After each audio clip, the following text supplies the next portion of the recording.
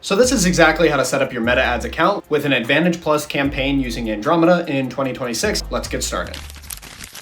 The most important thing that I want you to remember throughout this entire video is that Advantage Plus and Andromeda are now creative-driven systems. The creative is going to be doing all of the targeting, so what your goal is to not use ad sets and manual targeting, but to just create a lot of creatives that are really good and which target different individuals and give you more ways to allow Meta to do the targeting for you.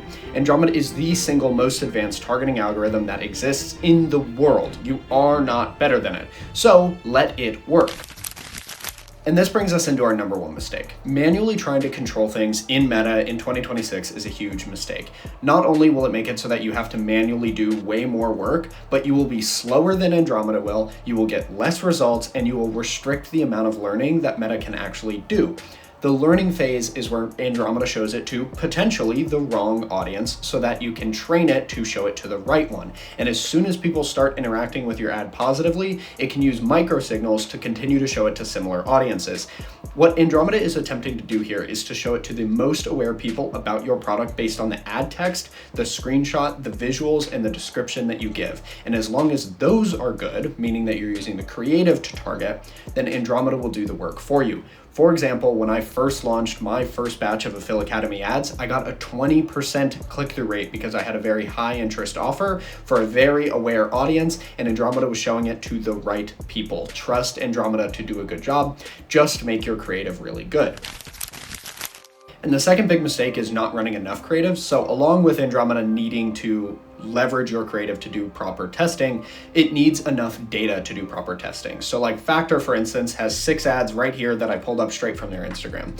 And these ads are currently running on Facebook, and they're doing really, really well because they all target the same people and the same problems in different visual ways. Some of them are testimonies, some of them are showcasing a problem visually, some of them are showcasing ICP visually, and all of those are targeting the same individual, which we will get to. Okay, so why do Advantage Plus campaigns do really well at the beginning and then start to do really, really bad later on? This is a very consistent pattern that I have seen, and it even happened with those ads that I just mentioned, is they started at like a 20% click-through rate and it dropped to like a 4 or 5% click-through rate later. And this is because what the algorithm is doing is showing that individual ad to the most profitable audience that it thinks it can find. And then it will go up the levels of awareness out from there, and it will show it to less and less profitable people.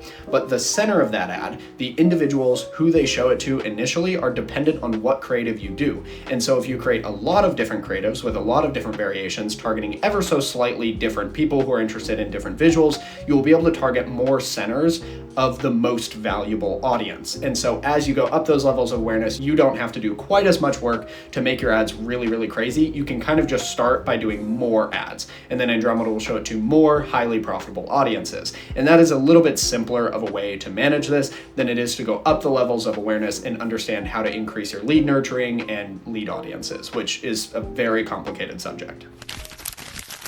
So let's go through the exact steps that you need to follow to set up this campaign. So you start with your ICP, and this is very similar to target market.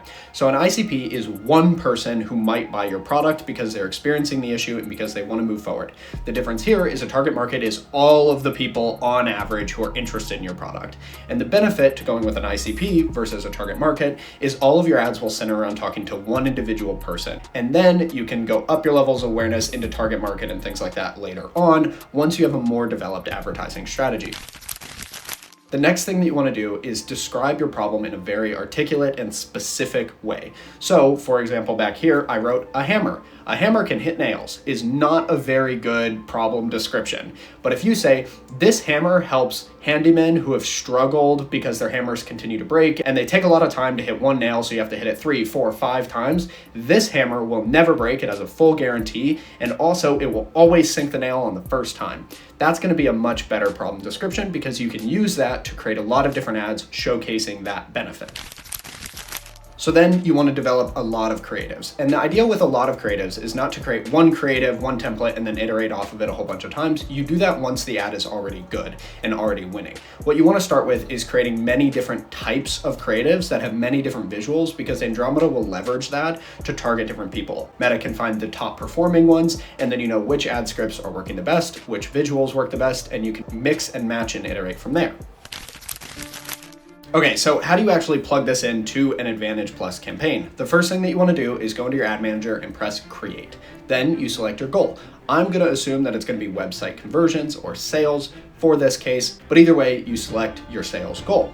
You set your budget and things like this on the campaign level, and you want to label it for the ICP that you are targeting here. Then you want to skip the ad set level entirely. Click right through it, you do not need it. Then you move to the ad level.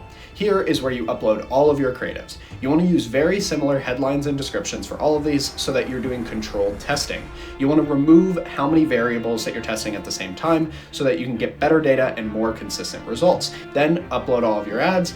I would recommend starting with images because they're going to be cheap and easy to understand, but you could also start with creator videos or testimonies or street interviews or many other formats. Just pick your formats and then upload them to the ad level.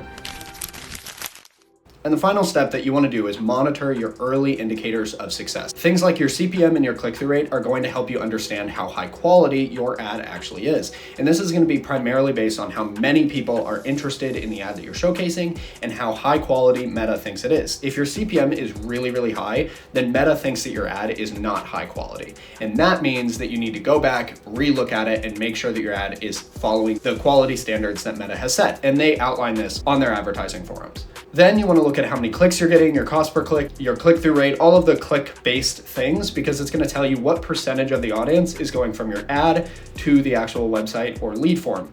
The reason that this is helpful beyond just like sales metrics is it allows you to understand that what percentage of the audience is going to go from unaware of your business to actually interested. And if your ad is really motivating and it's hitting a very important pain point, then that click-through rate is going to increase because it's very motivating. But if you're kind of hitting a weaker motivation point or a weaker problem, then it's not going to give them enough motivation to actually move off of the platform, which takes work. And the final thing, of course, is you want to look at your sales metrics and reinvest profit that you're making into iteration into the top performing ads. You can turn off ads that are underperforming, keep the ads that are performing well on, increase the budget until your ROAS drops, and then just keep it at that level where it has a positive ROAS. Then continue to make more ads, more creatives, continue testing, and you will continue to get more results.